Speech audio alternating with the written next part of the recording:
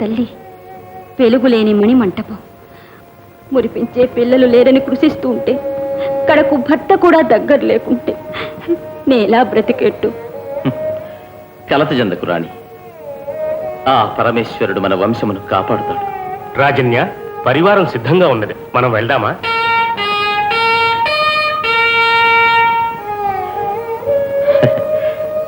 రాణి, నేను వచ్చునడు నీకేం తీసుకురమ్మంటావు?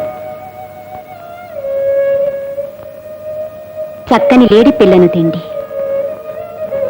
బిడ్డలు లేని కొత్తను ఆ లేడి పిల్లైనా తీర్చవచ్చును.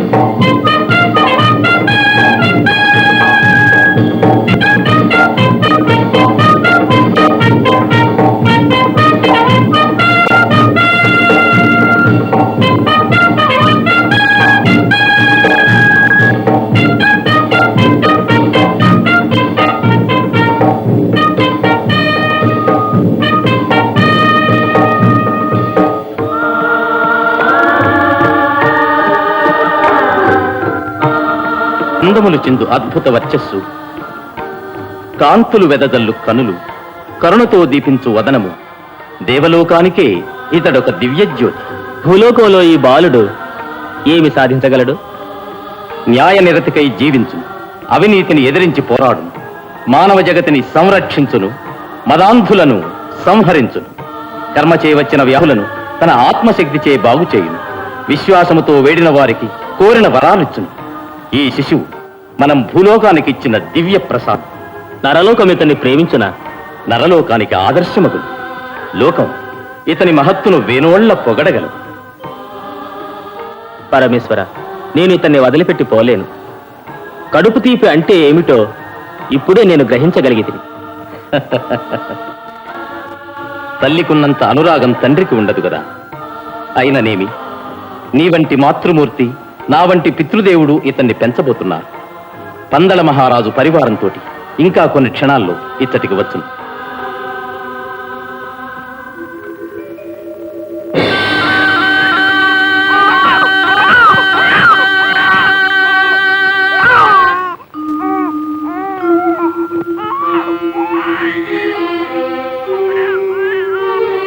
మహారాజా, ఏదో ఒక శిశువు ఏడుస్తున్నట్లుగా ఉందే. అవునవును, ఈ నిర్జన వనంలో శిశువులా వచ్చిందో. అమాత్య, వెళ్దాం, పోయి అదేంటో చూసిద్దాం రండి.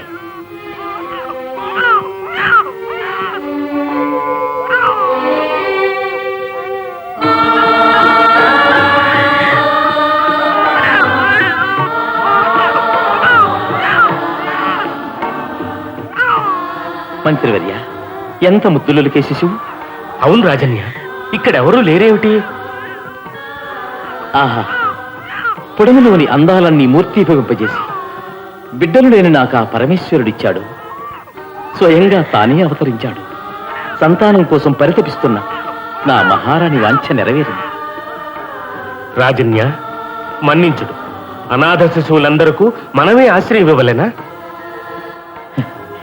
ఇది అనాథ శిశువు కాదు, ఆ దేవుడు మాకిచ్చిన దివ్య ప్రసాదం, మా దేవి చేసిన పూజాఫలం. రండి, మనం పోదాం. తమరనేది వేట ఇంతటితో చాలించవలేనా? ఇక విల్లెందుకు, ఈ భటులెందుకు, వేట అనే వ్యసనం ఎందుకు? మాణిక్య మందిరాన బంగారు డోలికలో ముద్దు పాపాయి నుంచి జోలలు పాడడానికే నాకు తీరుబాటుండది. వెంటనే పోయి నా దేవికి ఈ శిశువును అప్పగించవలసి ఉన్నది. వెళ్దాం రండి.